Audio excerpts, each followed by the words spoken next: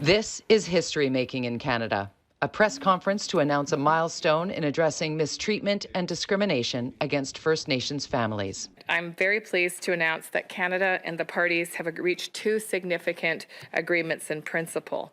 One that provides fair and equitable compensation to First Nations children and families harmed by discriminatory underfunding, and the other addressing the long-term reform that's needed for the First Nations Child and Family Services Program.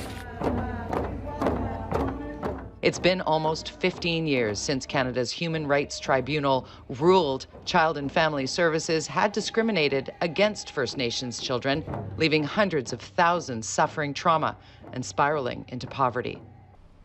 Billions in compensation in an agreement in principle, and still, for those affected, it is mostly an important step forward. We have a long way to go to address the poverty in our nations, and no amount of money will ever be the right amount, nor will it bring back a childhood lost. But today is about acknowledgement, about being seen and heard.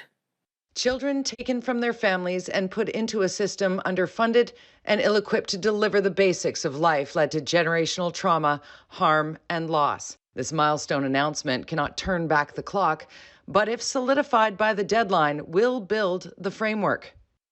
The agreements in principle we have signed today will support First Nations children so that they can have the same opportunities to grow up with their families and communities, thriving through their cultures and languages.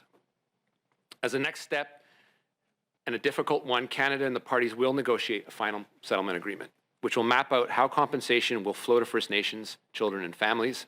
It will establish a framework for long-term funding to improve services for children and families.